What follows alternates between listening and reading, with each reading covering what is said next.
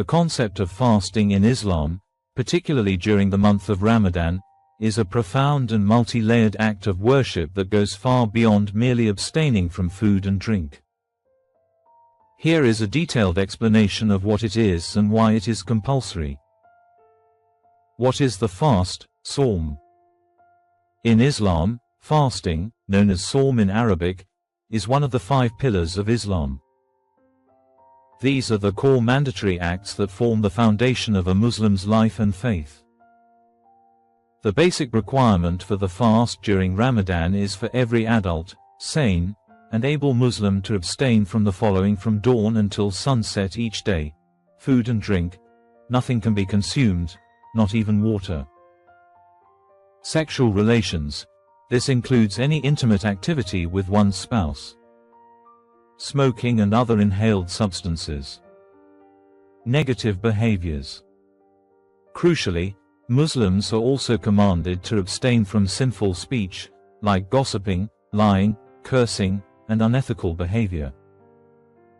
The Prophet Muhammad said, "If one of you is fasting, he should avoid sexual relations with his wife and quarreling, and if somebody should fight or quarrel with him, he should say, 'I am fasting.'" This elevates the fast from a physical act to a moral one. Who is it compulsory for? It is obligatory for every adult Muslim who is sane, physically able, not traveling. Note: for women, not menstruating or experiencing post-childbirth bleeding. Those exempted include the elderly, the chronically ill, pregnant, nursing women.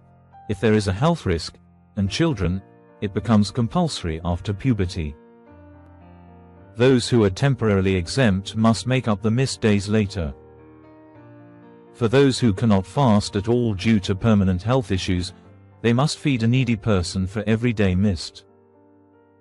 Why is it compulsory? The profound wisdom and reasons. The command for fasting is a direct order from God in the Quran.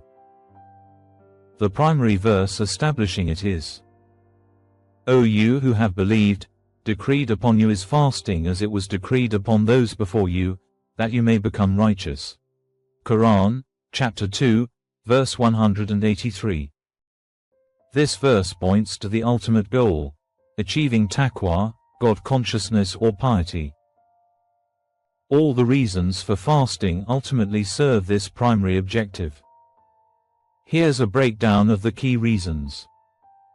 1. To achieve taqwa, God consciousness. This is the ultimate purpose.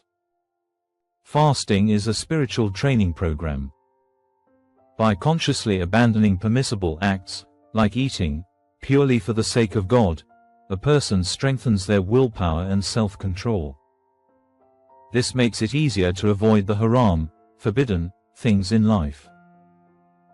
The constant hunger and thirst serve as a physical reminder of God's presence, making the individual more mindful of their actions, words, and thoughts throughout the day. 2. Spiritual purification and self-reflection. Resetting the soul. Ramadan is often called a spiritual boot camp. It's a time to disconnect from worldly desires and reconnect with God through increased prayer, Quran recitation, and charity. Breaking bad habits. The structured discipline of the fast helps break cycles of laziness, overindulgence, and negative habits. Gratitude and empathy. The physical pangs of hunger and thirst foster a deep sense of gratitude for the blessings we normally take for granted, like food and water.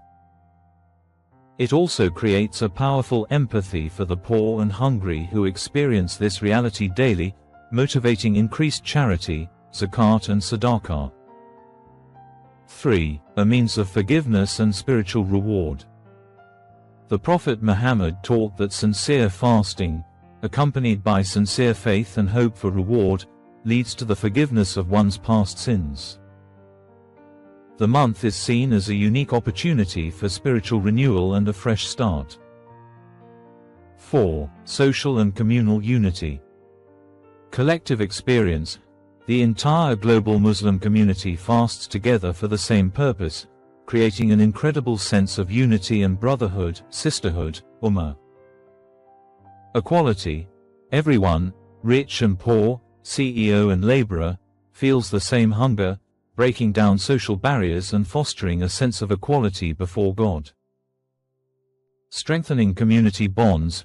The daily fast-breaking meal, iftar, is often a communal event, with families, friends, and communities gathering, and mosques offering free meals, strengthening social ties. 5. Physical and health benefits.